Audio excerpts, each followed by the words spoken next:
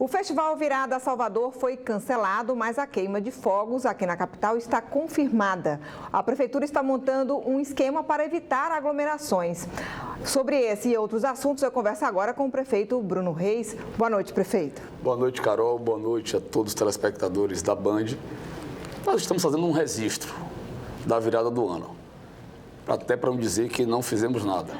Tem 20 pontos diferentes da cidade, como foi feito no ano passado, pontos que não serão de conhecimento prévio de ninguém, inclusive não haverá nenhum ponto na orla da cidade. Nós vamos fazer essa queima simbólica de poucos fogos para registrar a virada desse ano e pedir para que 2022 possa ser um ano muito melhor. Agora, prefeito, a gente está na reta final do ano, né? E há uma preocupação, claro, ao longo de todo esse ano a preocupação grande foi com a Covid, mas a gente está vivendo um momento também de preocupação com a H3N2, com a gripe na cidade. Como é que está o esquema de vacinação, a estratégia de vacinação para a gripe aqui na capital? Estamos com problemas, Carol. Ontem o Ministério da Saúde comunicou, né, que não tem mais disponibilidade de doses para a gripe. Então, temos ainda doses para as crianças. Hoje, passei o dia reunido com nossa equipe, tentando adquirir vacinas junto a fornecedores ou até mesmo contratando na rede de laboratórios que dispõe das vacinas para garantir que as pessoas carentes que não têm condições de pagar a vacina da gripe possam ser vacinadas. Estamos com apenas 61% do público-alvo imunizado. Esse ano nós tivemos baixa adesão. Por diversas vezes nós chamamos a atenção que a vacina da Covid era contra a Covid e da gripe contra a gripe precisava ser tomada. Não tivemos adesão de outros anos. Surgiu agora essa nova variante da gripe. Isso acabou fazendo com que ela se tornasse uma gripe mais grave. Aumentou a pressão sobre o nosso sistema de saúde. É muito importante explicar esse fluxo. Então, quem está com sintomas leves de gripe, procura nossas unidades de saúde, os PSFs, as UBSs, e deixa para ir para a UPA aqueles que estão com um caso mais grave.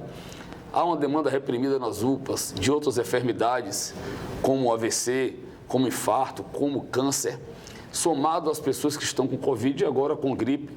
Nós temos em Salvador 18 estruturas para atender urgência e emergência, 15 da Prefeitura e 3 do Estado, e mesmo essa quantidade que, segundo o Ministério da Saúde, 10 seriam suficientes, porque é uma UPA para cada 300 mil habitantes.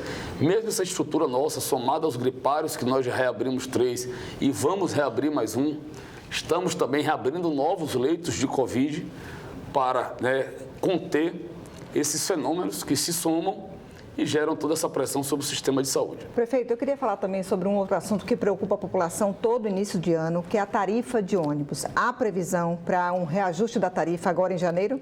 Em janeiro não, nós não vamos dar o reajuste em janeiro.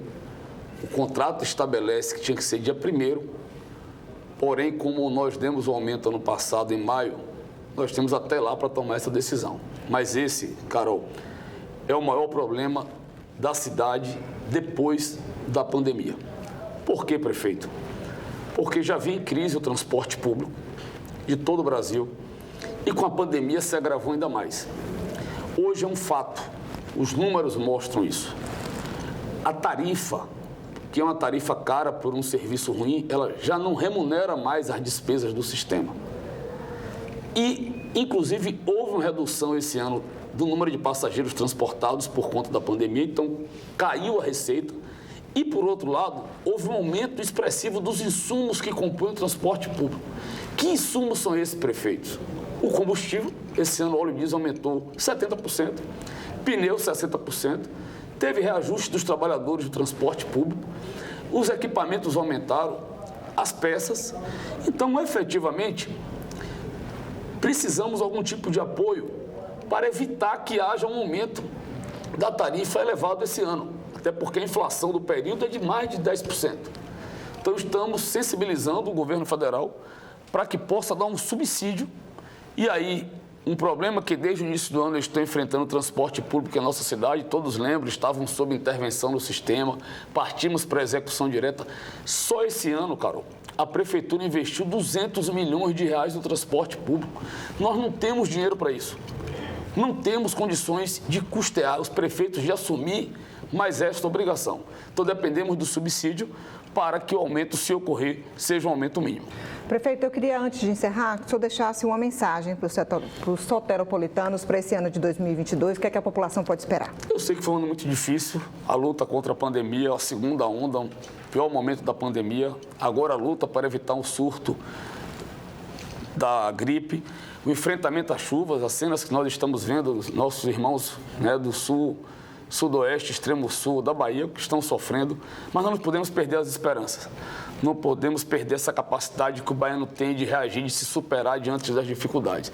É um momento de união, de solidariedade e de, acima de tudo, ter muita esperança no futuro. E eu tenho muita fé no futuro e que nós vamos ter um 2022, um ano que a gente vai virar definitivamente essa triste página, né, da história, da nossa história, e ter anos muito melhores. E vamos estar muito mais fortalecidos para os desafios futuros. Tá certo, prefeito. Muito obrigada, viu? Eu que agradeço, Carol. Uma boa noite a todos.